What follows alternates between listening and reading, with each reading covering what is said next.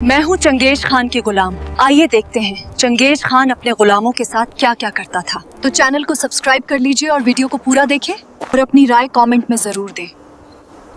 Mongolia के ठंडे और वीरान पठार, यहाँ की हवाओं में आज भी एक अजीब सी सिहरन है। 800 साल पहले इन्हीं हवाओं ने दुनिया को एक ऐसी चेतावनी दी थी जिसे किसी ने गंभीरता से नहीं लिया, और वो चेतावनी एक इंसान के रूप में आई थी, तिमुजिन, जिसे दुनिया आज चंगेज खान के नाम से जानती है। इतिहासकार कहते हैं कि अगर आप 13वीं सदी में पैदा हुए होते तो चंगेज खान का नाम सुनते ही आपकी नसें जम जाती। यह सिर्फ एक राजा नहीं था, यह एक प्राकृतिक आपदा थी। उसने अपने जीवन काल में लगभग 4 करोड़ लोगों को मौत के घाट उतारा। यह उस समय की दुनिया की आबादी का 11% था। कहा जाता है कि उसने इतना खून बहाया कि पृथ्वी का तापमान गिर गया, क्योंकि इतने लोगों के मरने से कार्बन उत्सर्जन कम हो गया था। लेकिन सवाल यह है, क्या वह सिर्फ एक पागल हत्यारा था या एक ऐसा जीनियस जो जानता था कि डर इंसान के दिमाग को काबू करने का सबसे बड़ा हथियार है। चंगेज खान की जीत का राज उसकी तलवार में नहीं, उसके दिमाग में था। उसने मनोवैज्ञानिक युद्ध का आविष्कार किया था।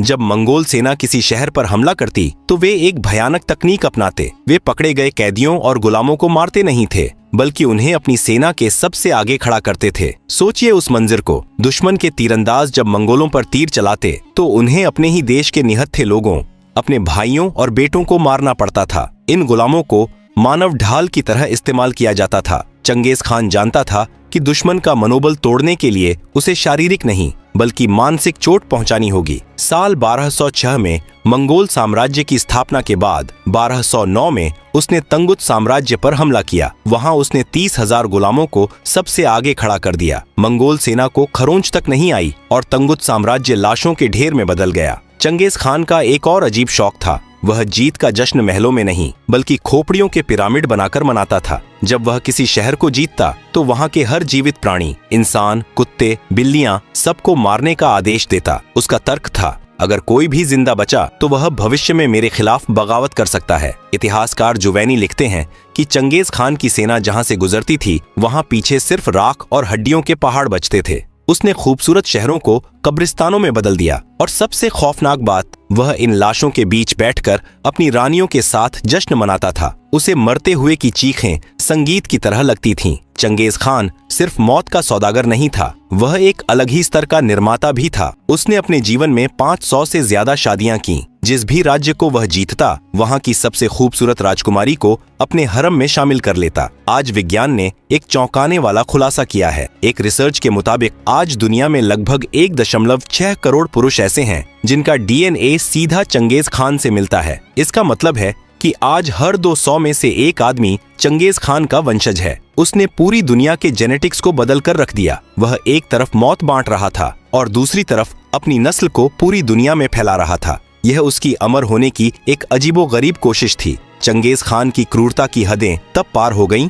जब बात उसके परिवार पर आई। साल 1221, फारस, आज का ईरान का शहर निशापुर, यह उस समय दुनिया का सांस्कृतिक केंद्र था। चंगेज खान का दामाद तोकुचर निशापुर के एक तीरंदाज के हाथों मारा गया। जब यह खबर चंगेज की बेटी तक पहुंची तो वह गम से पागल हो गई। उसने अपने पिता से बदला मांगा। चंगेज खान ने अपनी बेटी के आंसुओं का जवाब दुनिया के सबसे बड़े कत्लेआम से दिया। उसने अपनी सेना को आदेश दिया कि निशापुर में एक भी चीज जिंदा नहीं बचनी चाहिए, न इंसान, न जानवर, न परिंदे, यहाँ तक कि वहाँ की जमीन को भी इतना खोद दो कि वहाँ दोबारा घास भी न उग सके। अगले 10 दिनों में निशापुर में 17 लाख लोग मारे गए। पुरुषों, महिलाओं और बच्चों के सिर काटकर अलग अलग पिरामिड बनाए गए। चंगेज खान की बेटी ने खुद उस शहर की तबाही को अपनी आंखों से देखा। यह बदला नहीं था, यह प्रलय थी। इतिहासकार कहते हैं कि सत्ता का नशा शराब से भी ज्यादा खतरनाक होता है। चंगेज खान को दुनिया जीतने के बाद एक अजीब सी कुंठा होने लगी थी। उसे लगने लगा था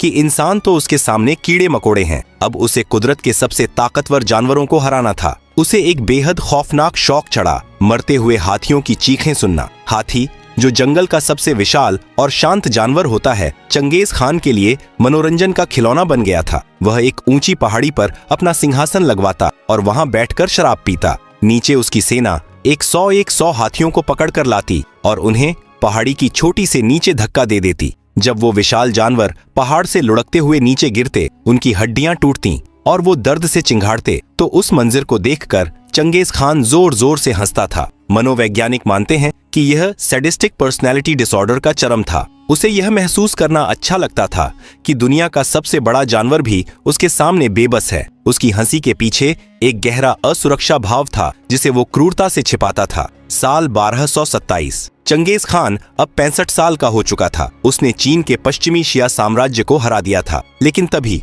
अचानक उसकी मौत हो गई। आज तक यह एक रहस्य है कि उसकी मौत कैसे हुई। इतिहास में दो प्रमुख थ्योरीज हैं। मंगोल इतिहासकार कहते हैं कि शिकार करते वक्त वह अपने घोड़े से गिर गया था, उसे अंदरूनी चोटें आईं और कुछ दिनों बाद उसकी मौत हो गई। दूसरी लोक कथाओं का रहस्य ज्यादा प्रचलित और खौफनाक है। कहा जाता है कि पश्चिमी शिया साम्राज्य को हराने के बाद चंगेज खान ने वहां की एक खूबसूरत राजकुमारी को अपनी दासी बनाने के लिए अपने तंबू में बुलाया। वह राजकुमारी अपने कपड़ों में एक खंजर या कैंची छुपाकर लाई थी। जैसे ही चंगेज खान ने उसे छूने की कोशिश की, उसने चंगेज को एक गहरा घाव दिया। अत्यधिक खून बहने से उस विश्व विजेता की एक तंबू के अंदर तड़प तड़प कर मौत हो गई। सच जो भी हो, अगस्त 1227 में दुनिया का सबसे बड़ा कसाई मर चुका था, लेकिन उसकी मौत ने एक नए खून खराबे को जन्म दिया। मरने से ठीक पहले चंगेज खान ने अपने बेटों को बुलाया और एक ऐसा आदेश दिया जो आज तक एक पहेली बना हुआ है। उसने कहा कि मेरी कब्र का पता किसी को नहीं चलना चाहिए। मुझे ऐसे दफनाना कि मेरे ऊपर से घोड़े दौड़ जाए और वहां घास उगाए। अगर किसी ने मेरी नींद में खलल डाला तो मेरा रूहानी कहर उस पर टूट पड़ेगा। उसे डर था कि जिन करोड़ों लोगों को उसने मारा है, उनके वंशज उसकी कब्र को खोदकर उसकी हड्डियों को अपमानित करेंगे। इसलिए उसने गुप्त अंतिम संस्कार का आदेश दिया। चीन से मंगोलिया तक चंगेज खान के शव को एक विशाल ताबूत में रख कर लाया गया। इस अंतिम यात्रा में उसके सबसे वफादार 2000 सैनिक और गुलाम शामिल थे। लेकिन यह कोई आम अंतिम यात्रा नहीं थी, यह मौत का जुलूस था। चंगेज के बेटों ने आदेश दिया था कि रास्ते में जो भी मिले, इंसान, जानवर, परिंदा, उसे मार डालो। किसी को पता नहीं चलना चाहिए कि महान खान की लाश यहाँ से गुजरी है। सोचिए उस मंजिर को, हजारों किलोमीटर का सफर। रास्ते में जो भी गांव आया उसे जला दिया गया। जो किसान खेत में काम कर रहा था उसका सिर काट दिया गया। जो व्यापारी रास्ते से गुजर रहा था उसे तीरों से भून दिया गया। मकसद सिर्फ एक था, कोई गवाह जिंदा न बचे। इतिहासकार अनुमान लगाते हैं कि सिर्फ उसकी लाश को दफनाने के लिए ले जाते वक्त ही रास्ते में लगभग 20,000 बेगुनाह लोगों को मार दिया गया था। आखिरकार वो काफिला मंगोलिया के एक गुप्त स्थान पर पहुंचा। कुछ लोग कहते हैं कि यह बुरखान खालदुन पहाड़ के पास था, जहां चंगेज का बचपन बीता था। वहां एक विशाल कब्र खोदी गई। चंगेज खान को उसके बेशकीमती खजाने, हथियारों और 40 दासियों, जिन्हें शायद जिंदा दफनाया गया, के साथ दफन कर दिया गया। लेकिन अब उस गुप्त वसीयत का सबसे खौफनाक हिस्सा पूरा होना था। जिन 2000 गुलामों ने कब्र खोदी थी, जैसे ही उनका काम खत्म हुआ, चंगेज के सैनिकों ने उन सभी 2000 गुलामों का सिर काट दिया ताकि वो गुलाम कभी किसी को कब्र की जगह न बता सकें। लेकिन कहानी यहाँ खत्म नहीं हुई। जिन 800 सैनिकों ने उन गुलामों को मारा था, जब वो वापस राजधानी काराकोरम लौटे तो उन्हें शानदार दावत दी गई और फिर जश्न के बीच में ही एक दूसरी सैन्य टुकड़ी ने उन 800 सैनिकों को भी घेर कर मार डाला। गवाहों को मारा गया, कब्र खोदने वालों को मारा गया और कब्र खोदने वालों को मारने वाले सैनिकों को भी मार दिया गया। इस तरह चंगेज खान की कब्र का राज हमेशा के लिए दफन हो गया। मंगोलिया के बुरखान खालदुन पहाड़ की तलहटी। चंगेज खान को दफनाने और सभी गवाहों को मारने के बाद उसके जनरलों ने एक ऐसा काम किया जो इंसानी दिमाग से परे था। उन्हें डर था कि सिर्फ मिट्टी के नीचे दबाना काफी नहीं है। लोक कथाओं और कुछ चीनी दस्तावेजों के मुताबिक मंगोल सेना ने एक पूरी नदी के बहाव को रोक दिया। हजारों गुलामों, जिन्हें बाद में मार दिया गया, ने नदी के रास्ते को मौत दिया। चंगेज खान की कब्र सूखी नदी के तल में खोदी गई। जब दफनाने का काम पूरा हो गया तो नदी के पानी को वापस छोड़ दिया गया। आज चंगेज खान की कब्र के ऊपर पानी बह रहा है। न कोई निशान, न कोई टीला, न कोई पत्थर, सिर्फ बहता हुआ पानी जो अपने नीचे दुनिया के सबसे बड़े विजेता और शायद दुनिया के सबसे बड़े खजाने को छुपाए हुए है। इतिहासकार मानते हैं कि चंगेज खान की कब्र में सिर्फ उसकी हड्डियां नहीं हैं, उसने अपने जीवन में 72 देशों को जीता था। चीन का रेशम, फारस का सोना, रूस के हीरे और भारत की सीमा से लूटा गया धन, ये सब कहाँ गया? चंगेज खान को दौलत का शौक नहीं था, लेकिन मंगोल परंपरा के अनुसार एक योद्धा को उसकी कमाई के साथ दफनाया जाता है ताकि अगली दुनिया में उसे किसी चीज की कमी न हो। पुरातत्वविदों का अनुमान है कि उस गुप्त कब्र में आज के हिसाब से अरबों खरबों डॉलर का सोना और कीमती रत्न दफन हो सकते हैं। यह दुनिया का सबसे बड़ा नॉन रिकवर्ड खजाना है। मंगोलिया के लोग चंगेज खान की कब्र को खोजने से क्यों डरते हैं? इसके पीछे एक वैज्ञानिक और ऐतिहासिक डर है। ये डर जुद्दा है चंगेज खान के वंशज तैमूर लंग से। 1941 में सोवियत रूस के तानाशाह जोसेफ स्टालिन ने उज्बेकिस्तान में तैमूर लंग की कब्र खुदवाने का आदेश दिया। स्थानीय मुस्लिम बुजुर्गों ने रूसी वैज्ञानिकों को चेतावनी दी कि अगर तुमने तैमूर की नींद में खलल डाला तो युद्ध का ऐसा दानव बाहर निकलेगा जो दुनिया को खा जाएगा। वैज्ञानिकों ने इसे अंधविश्वास माना और 19 जून 1941 को कब्र खोल दी। कब्र के अंदर एक पत्थर पर लिखा था, जब मैं अपनी कब्र से उठूंगा तो पूरी दुनिया कांपेगी। और ठीक 3 दिन बाद 22 जून 1941 को हिटलर ने रूस पर हमला कर दिया। यह इतिहास का सबसे खूनी आक्रमण था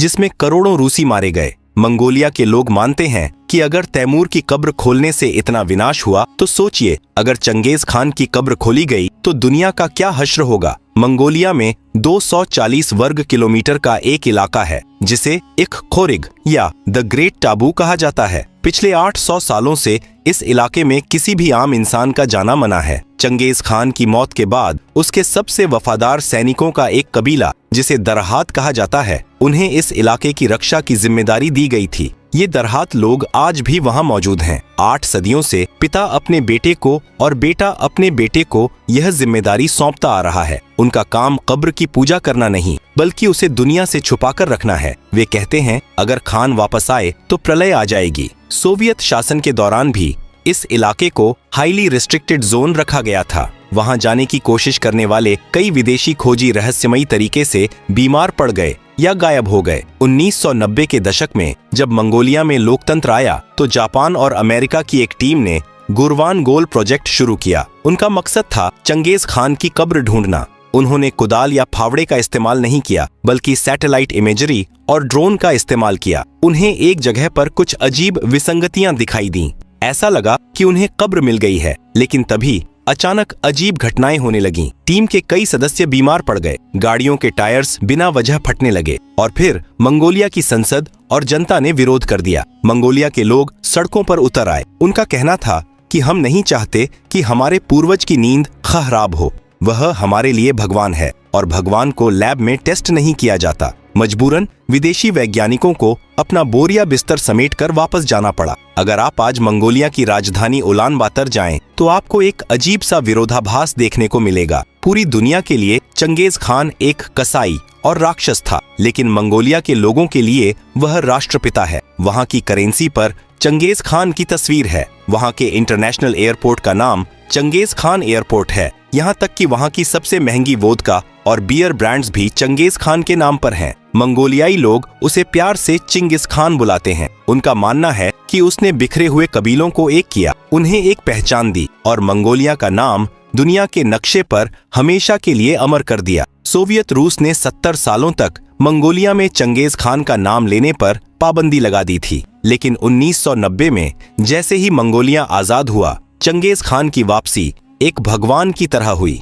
आज वहां उसकी 131 फीट ऊंची स्टेनलेस स्टील की मूर्ति खड़ी है जो पूरब की तरफ देख रही है, अपने घर की तरफ। इतिहास का सबसे बड़ा व्यंग्य देखिए, जिस इंसान ने करोड़ों लोगों को मारा उसी ने आज की ग्लोबलाइजेशन की नींव रखी। इसे इतिहास में पैक्स मंगोलिका कहा जाता है। चंगेज खान की क्रूरता ने एक ऐसी शांति स्थापित की थी कि कहा जाता था कि एक जवान लड़की अपने सिर पर सोने का थाल लेकर यूरोप से चीन तक पैदल जा सकती थी और उसे कोई छेड़ने की हिम्मत नहीं करता था। चंगेज खान ने रेशम मार्ग को फिर से जिंदा किया। पहली बार पूरब और पश्चिम जुड़े। चीन का कागज, प्रिंटिंग प्रेस और बारूद मंगोलों के रास्ते ही यूरोप तक पहुंचा। अगर चंगेज खान न होता तो शायद यूरोप में पुनर्जागरण इतनी जल्दी न आता। उसने दुनिया का पहला इंटरनेशनल पोस्टल सिस्टम याम बनाया था, जिससे संदेश हजारों मील दूर कुछ ही दिनों में पहुंच जाते थे। उसने तलवार से दुनिया को काट दिया, लेकिन व्यापार और संस्कृति के धागे से उसे दोबारा सिल भी दिया।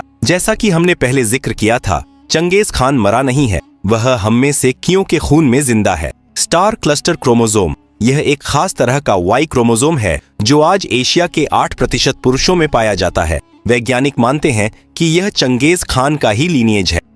सोचिए, एक आदमी की हवस और ताकत ने मानव जाति के इतिहास को जैविक रूप से बदल दिया। हजारों साल बाद भी उसका डीएनए सांस ले रहा है, चल रहा है और शायद यह वीडियो भी देख रहा है। मंगोलिया के लोग उसकी कब्र को क्यों नहीं ढूंढना चाहते? इसका एक और गहरा आध्यात्मिक कारण है। मंगोल मान्यताओं के अनुसार एक योद्धा की आत्मा उसकी हड्डियों में नहीं बल्कि उसके सुलदे स्पिरिट बैनर में बसती है। सुलदे घोड़े की पूंछ के बालों से बना एक झंडा होता है। कहा जाता है कि चंगेज खान का सफेद सुलदे शांति का प्रतीक कहीं खो गया, लेकिन उसका काला सुलदे युद्ध का प्रतीक आज भी कहीं सुरक्षित है। मंगोल मानते हैं कि चंगेज खान की आत्मा उस काले झंडे में आज भी जिंदा है और वह अपनी जमीन की रक्षा कर रही है। कब्र सिर्फ एक खाली खोल है, असली शक्ति उस झंडे में है। 800 साल बाद चंगेज खान के लिए इतिहास का फैसला क्या है? क्या वह एक राक्षस था जिसने बेगुनाहों की खोपड़ियों के मीनार बनाए? हाँ। क्या वह एक महान शासक था जिसने दुनिया को आधुनिकता का रास्ता दिखाया? हाँ। इतिहास सफेद या काला नहीं होता, वह ग्रे होता है। चंगेज खान एक ऐसा तूफान था जिसने पुराने सड़े गले साम्राज्यों को उखाड़ फेंका और एक नई दुनिया के लिए रास्ता बनाया। उसकी कहानी हमें सिखाती है कि इंसान के अंदर देवता और दानव दोनों एक साथ रह सकते हैं। आज बुरखान खालदून की पहाड़ियों में किसी अज्ञात जगह पर दुनिया का सबसे बड़ा विजेता खामोशी से सो रहा है। उसके ऊपर नदियां बह रही हैं, घोड़े दौड़ रहे हैं और जंगल उग आए हैं। उसने अपनी वसीयत में कहा था, मेरा नाम मत मिटने देना। और देखिए, 8 सदियों बाद भी हम और आप उसके बारे में बात कर रहे हैं। उसने मौत को भी हरा दिया।